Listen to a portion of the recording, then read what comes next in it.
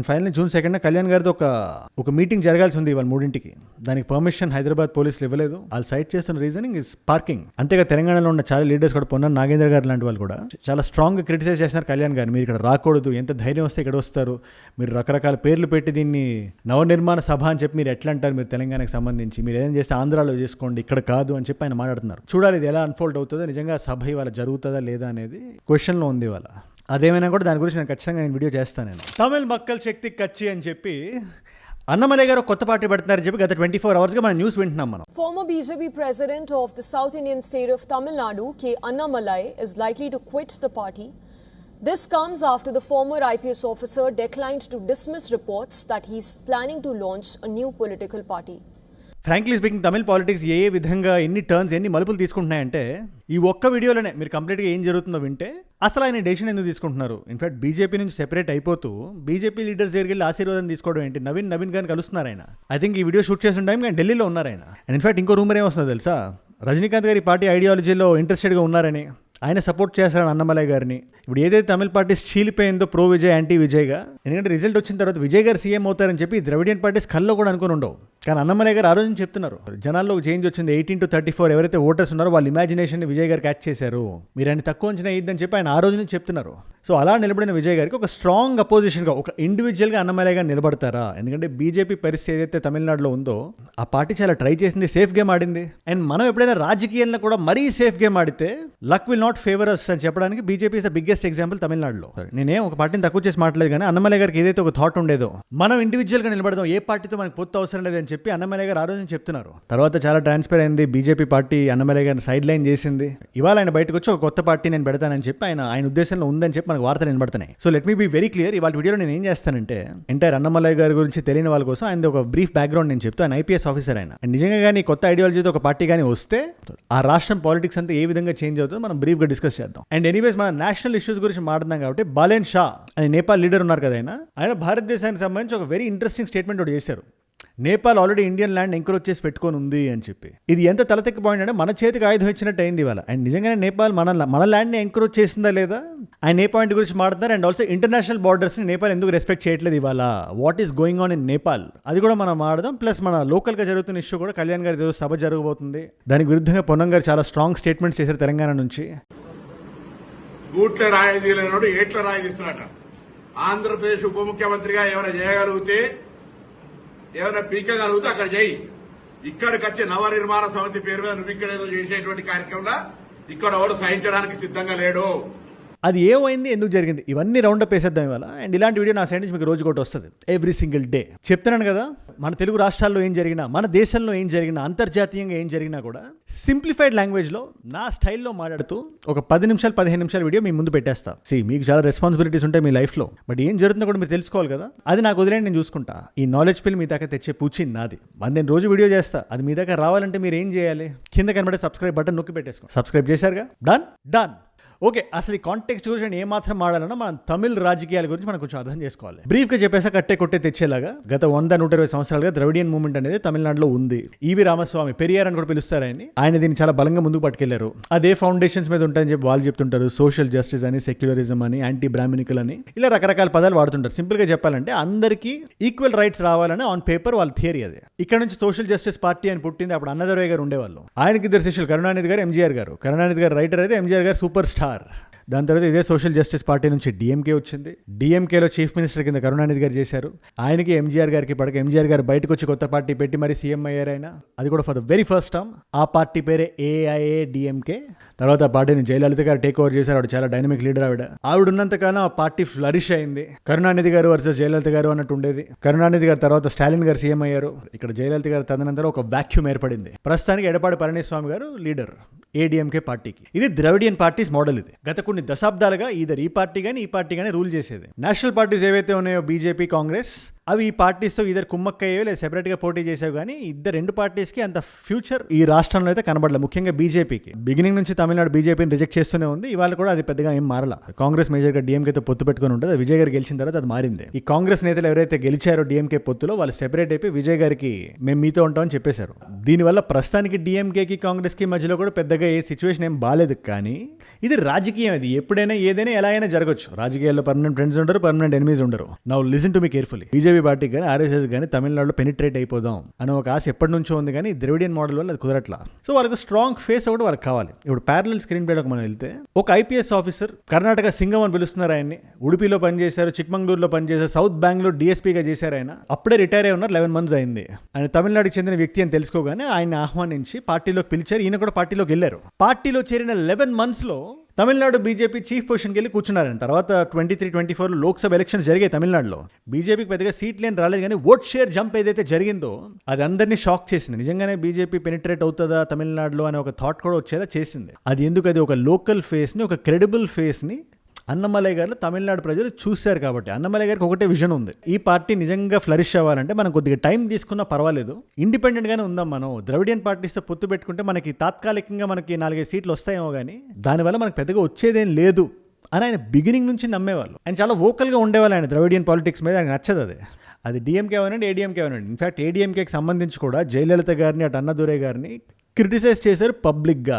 And ఇక్కడ పాలిటిక్స్లో ఏంటి, దొరికిందే ఛాన్స్ అని చెప్పి ఏడీఎంకే అనుకుంది. అండ్ వాళ్ళు అనుకోవడానికి ఆస్కారం ఇచ్చింది కూడా బీజేపీనే. రీసెంట్గా మనం జరిగిన ఎలక్షన్స్లో ఏడీఎంకేతో బీజేపీ పొత్తు పెట్టుకుంది. ఇది విజయ్ గారి పార్టీ అనౌన్స్ చేసిన తర్వాత ఎవరికి విజయ్ గారి మీద నమ్మకమే లేదు. అసలు 10 సీట్లు కూడా డౌట్ అని చెప్పి డిస్కషన్లు నడిచేవి. అండ్ సిచ్యువేషన్ ఎలా ఉంది, ఇక్కడ ఒక యాంటీ ఇన్కంబెన్సీ ఖచ్చితంగా ఉంటుంది. డిఎంకే మీద జనాలు అంత హ్యాపీగా లేరు. సో మనం కానీ కొన్ని సీట్లు పట్టుకెళ్ళి ఏడీఎంకేతో పొత్తుగా నిలబడితే మనం గెలుస్తాం అని చెప్పి ఆ రోజు బీజేపీ నమ్మింది. సో ఇక్కడ అప్పర్ హ్యాండ్ ఎవరి దగ్గర ఉంది, క్లియర్గా ఏడీఎంకే దగ్గర ఉంది. సో ఏడీఎంకే ఏ రూల్ అయినా పెట్టొచ్చు, ఏ కండిషన్ అయినా పెట్టొచ్చు. వాళ్ళు పెట్టిన కండిషన్ ఏంటంటే అన్నమలై గారు ఉంటే మేము ఒప్పుకోం ఈ పొత్తుకి, ఆయన మీరు తీసేయాలి ఫస్ట్. ఎందుకంటే ఆయన మా లీడర్స్ అన్నాడు, మా అన్నదురై గారిని అన్నారు, మా జయలలిత గారిని అన్నారని చెప్పి ఎడపాడి గారు ఆ రోజు కండిషన్ పెడితే బీజేపీ దానికి ఒప్పుకోతే. ఇప్పుడు ఆ డెసిషన్ మంచిదా కాదా నేను మీకు వదిలేస్తున్నా. అన్నమలై గారిని అలా తీసి నయనర్ నాగేందర్ గారిని అపాయింట్ చేసింది అదే బీజేపీ. ఇక్కడ సిచ్యువేషన్ ఏంటంటే తమిళ పాలిటిక్స్లో ముఖ్యంగా they need a face, they need a Stalin గారు or they need a Vijay గారు. అలా కాంగ్రెస్కి కానీ బీజేపీకి కానీ ఒకప్పుడు జయలలిత గారు వీళ్ళందరినీ ఎంత ఓవర్ షాడో చేసేవాళ్ళంటే ఆవిడ మొహం మీద ఎలక్షన్ గెలిచేవాళ్ళు. ఇది టెక్నికల్లీ డెమోక్రసీ ప్రకారం ఇది కరెక్ట్ కాదు, కానీ Tamil politics it's a very important thing. వాళ్ళు లీడర్తో ఐడెంటిఫై అవ్వాలి. సో బీజేపీ నుంచి ఒక మోస్ట్ ప్రామినెంట్ ఫేస్ సైడ్ అయిపోయేసరికి ఆ పార్టీ కూడా ఎలక్షన్స్ సరిగ్గా ఫేర్ చేయలేదు. ఒక్కటంటే ఒక్క సీట్ వచ్చింది. ఇప్పుడు ప్యారలల్ స్క్రీన్ ప్లేలో ఏం జరుగుతుంది, అన్నమలై గారు ఏదైతే బీజేపీ చేసిందో అట్లీస్ట్ ఈ 3 language రోల్ అవుట్ టైమింగ్ ఏదైతే ఉందో అది కరెక్ట్ కాదని చెప్పి ఆయన ఆ రోజు నుంచి నమ్మేవాళ్ళు. మనం ఏది కక్షపూరితంగా మనం చేయకూడదు, కోపంతో మనం తమిళనాడు ప్రజలు నెగ్గలేం, మనం ప్రేమతో నెగ్గాలి, పాలసీ పరంగా నెగ్గాలని చెప్పి ఆయన నమ్మేవాళ్ళు. ఆయన సో కొన్ని డెసిషన్స్ ఆఫ్ బీజేపీతో ఆయన హ్యాపీగా లేరని చెప్పి రకరకాల వార్తలు మనం విన్నాం. ఇప్పుడు దాన్ని మైండ్లో పెట్టుకొని ఆయనకి పార్టీలో ఫ్యూచర్ కనబట్టలేదు కాబట్టి ఆయన బయటికి వచ్చి ఒక కొత్త పార్టీ పెడతారని చెప్పి ఇది వెరీ వెరీ స్ట్రాంగ్ రూమర్. ఇది మీరు ఏ నేషనల్ న్యూస్ పేపర్ అయినా చూడండి, you will see that as a headline. Plus ఆ ఇన్సిడెంట్ కూడా కరెక్ట్ అయింది. ఆ రోజు ఏడీఎంకే నమ్మలా, బీజేపీ నమ్మలా, డిఎంకే నమ్మలే, కాంగ్రెస్ కూడా నమ్మలా. నమ్ముంటే చెప్తున్నాను కదా, కాంగ్రెస్ ఖచ్చితంగా విజయ్ గారి సైడ్ వచ్చి నిలబడింది ముందే.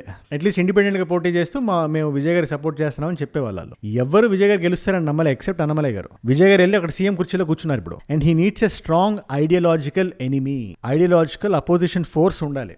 ఎందుకంటే విజయ్ గారు ఎంత బయటకు వచ్చి నేను ద్రవిడియన్ పార్టీస్కి అగెయిన్స్ట్గా ఉన్నానని చెప్పినా ఆయన పార్టీ కూడా సెక్యులరిజం మీదే ఫౌండ్ అయి ఉంది.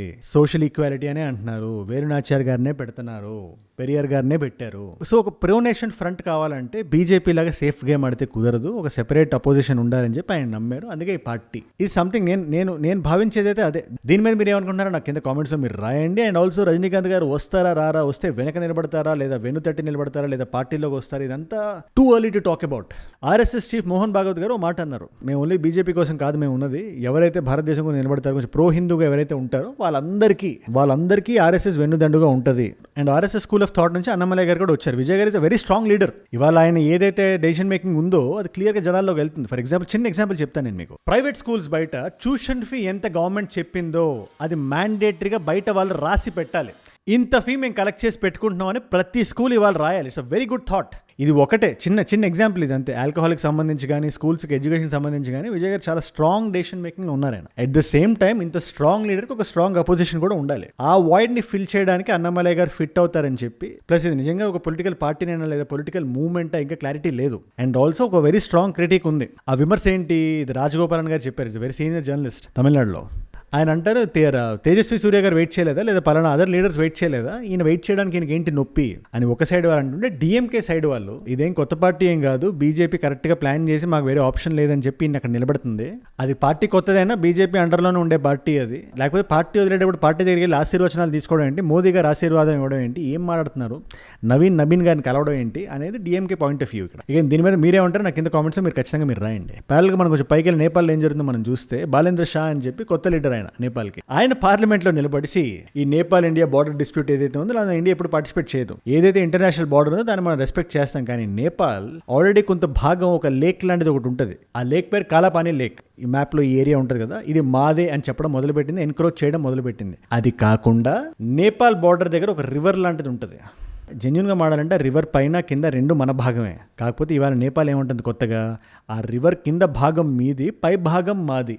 ప్లస్ ఇది ఒక్కటే కాదు, వాళ్ళు మనల్ని ఎంకరేజ్ చేసింది పక్కన పెట్టండి, మనం కూడా వాళ్ళని ఎంకరేజ్ చేసామని చెప్పి బాలెన్ షా గారు చెప్పారు. ఇది ఎంత హాస్యాస్పదంగా ఉందంటే, You may find this surprising. I recently learned after becoming Prime Minister that not only India has encroached on Nepal's territory, but Nepal has also encroached on some areas of India. Hence, as two friendly nations. Self goal క్వాజా అంటున్నాను కదా, ఇప్పుడు self goal బాలేన్ అనాలి. ఎందుకు చెప్తా దీని గురించి, నేను పక్కన పెట్టండి ఒక ఆర్టికల్ చదువుతా. బాలేన్ షా గారు వాళ్ళు ట్రోలింగ్ చేసినట్టు రాశారు. వాళ్ళు బాలెన్ షా గారు మాట్లాడితే ఇదిగో ఇలాంటిది బయటకు వస్తుంటుంది. జనాలు మాట్లాడండి అని చెప్పినప్పుడు మాట్లాడితే ఇలా భయపెట్టేస్తే మేము ఎలా మాట్లాడాలని అడుగుతామని చెప్పి అని రాస్తున్నారు వాళ్ళు. ఆల్రెడీ మనకి పాకిస్తాన్, బంగ్లాదేశ్ అని అడ్వర్సరీస్ ఉన్నాయి. అంటే భారతదేశానికి ఉందేమో ఇలాగా చుట్టుపక్కల ఉండే దేశాలన్నీ ఇలా గుంటనక్కల్లో ఉంటాయని. లేకపోతే నేపాల్ లాంటి దేశం, లేదా ఒలింపియా దూర ఈ లొకేషన్స్ అన్నీ ఉన్నాయి కదా, వీటి మీద డిస్ప్యూట్లు ఉన్నాయి ప్రస్తుతానికి. నేను సెపరేట్గా మాట్లాడతా, సెపరేట్ వీడియో చేసి, బట్ మీకు అండర్స్టాండింగ్ రావాలని చెప్తున్నాను ఇక్కడ. అండ్ ఫైనల్లీ June 2 కళ్యాణ్ గారితో ఒక మీటింగ్ జరగాల్సి ఉంది ఇవాళ 3కి. దానికి పర్మిషన్ హైదరాబాద్ పోలీసులు ఇవ్వలేదు. వాళ్ళు సైట్ చేస్తున్న రీజనింగ్ ఇస్ పార్కింగ్. అంతేగా తెలంగాణలో ఉన్న చాలా లీడర్స్ కూడా, పొన్న నాగేంద్ర గారు లాంటి వాళ్ళు కూడా చాలా స్ట్రాంగ్ గా క్రిటిసైజ్ చేస్తున్నారు కళ్యాణ్ గారు. మీరు ఇక్కడ రాకూడదు, ఎంత ధైర్యం వస్తే ఇక్కడ వస్తారు, మీరు రకరకాల పేర్లు పెట్టి దీన్ని నవనిర్మాణ సభ అని చెప్పి మీరు ఎట్లా అంటారు, మీరు తెలంగాణకు సంబంధించి మీరు ఏదైనా చేస్తే ఆంధ్రాలో చేసుకోండి, ఇక్కడ కాదు అని చెప్పి ఆయన మాట్లాడుతున్నారు. చూడాలి ఇది ఎలా అన్ఫోల్డ్ అవుతుందో, నిజంగా సభ ఇవాళ జరుగుతుందా లేదా అనేది క్వశ్చన్లో ఉంది ఇవాళ. అదేమైనా కూడా దాని గురించి నేను ఖచ్చితంగా ఇవాళ వీడియో చేస్తాను. ఇవాళ మల్టిపుల్ చాయిస్ క్వశ్చన్ మీ అందరికీ, బీజేపీలో అన్నమలై గారు జాయిన్ అయిన సంవత్సరం ఏది? ఇవాళ మొత్తం అన్నమలై గారి గురించి మాట్లాడాం కదా, ట్రై చేయండి ఇది ఆన్సర్ చేయడానికి. తెలిస్తే సమాధానం కింద రాయండి. తెలుసుకుందాం అనుకుంటే ఇన్స్టాగ్రామ్కి వచ్చేసేయండి. అక్కడ అజయ్ ఫ్రమ్ ఏజూడ్ అని ఉంటుంది, అజయ్ ఫ్రమ్ అని రాయండి. It's verified profile, tick mark ఉంటుంది, 1+ మిలియన్ ఫాలోవర్స్ ఉంటారు. మీరు టక్ అని వెళ్ళిపోవచ్చు అక్కడికి. అక్కడ ఇలాంటి వీడియోస్ రీల్స్లో ఉంటాయి. నా కైండ్ ఆఫ్ విశ్లేషణ మీకు నచ్చితే ఇన్స్టాగ్రామ్ మీకు ఇంకా నచ్చుతుంది, అద్భుతంగా ఉంటుంది. రోజుకో వీడియో ఇక్కడ ఎలా వస్తుంది, రోజుకో రీల్ అక్కడ ఎలా వస్తుంది. మిస్ అవ్వద్దు, ఫాలో కొట్టి పెట్టేసుకోండి. అండ్ ఏజూడ్ గ్లోబల్ అని మీ నాన్ తెలుగు ఫ్రెండ్స్కి నా కైండ్ ఆఫ్ వీడియోస్ మీరు షేర్ చేద్దాం అనుకుంటే దాన్ని కూడా సబ్స్క్రైబ్ చేసి పెట్టేసుకోండి. అండ్ మీరు ఇక్కడ దాకా ఈ వీడియోలో వచ్చారంటే నా వీడియోస్ మిమ్మల్ని ఆకట్టుకుంటున్నాయి, ఒక వాల్యూ పొందుతున్నారు. Thank you so much for that. మీరు ఇస్తున్న వాచ్ టైం, రిటెన్షన్ ఉంది కదా, ప్రాణం పెట్టి నన్ను పనిచేయడానికి, రోజు నిర్భయంగా నిర్మోహమాటంగా మాట్లాడడానికి నన్ను ప్రేరేపిస్తుంది, ప్రోత్సహిస్తుంది. దానికి మీరే నా ప్రేరణ. Yo my inspiration. ఇన్ఫాక్ట్ మీరు ఇలా డైలీ చూడడం వల్ల ఎంతమంది కొత్త వాళ్ళకి రీచ్ అవుతుంది అనుకుంటున్నారు ఈ వీడియోస్. అలాంటి కొత్త వాళ్ళు మీరు కానీ ఉంటే, నేను వీడియో పెట్టగానే మీ దగ్గర రావాలంటే మీరు ఏం చేయాలి, కింద కనబడే సబ్స్క్రైబ్ బటన్ నొక్కి పెట్టేసుకోండి. సబ్స్క్రైబ్ చేశారుగా, డన్. మీకోసం నేను వీడియోస్ పెడతాను ఇక్కడ. This one right here, BrahMos ఒక డీల్ భారతదేశం సైన్ చేయబోతుంది విత్ వియట్నాం. అది ఏంటి ఆ డీల్, మనకి ఏంటి ఆ బెనిఫిట్ అనుకుంటే క్రిస్టల్ క్లియర్ ఇన్ఫర్మేషన్ ఈ వీడియోలో ఉంది. లేదు నేను యుద్ధం గురించి తెలుసుకుందాం అనుకుంటున్నాను, అమెరికాకి ఇరాన్కి మధ్యలో ఏం నడుస్తుంది ప్రస్తుతానికి అంటే, ఆ వీడియో ఇక్కడ ఉంది. మీకు ఏ వీడియో ఇంట్రెస్ట్ ఉంటే ఆ వీడియోని చూడండి. నేను మళ్ళీ మిమ్మల్ని రేపు ఇంకో వీడియోతో కలుస్తా. మనందరం కలిసి పెరగాలి, కలిసి ఎదగాలి. Let us all grow together, let us all rise together, rise above ignorance, rise above arrogance, rise above hate. ఏజూడ్ అంటే మనం. జై హింద్, జై భారత్, జై ఆంజనేయ. ఓం నమః శివాయ.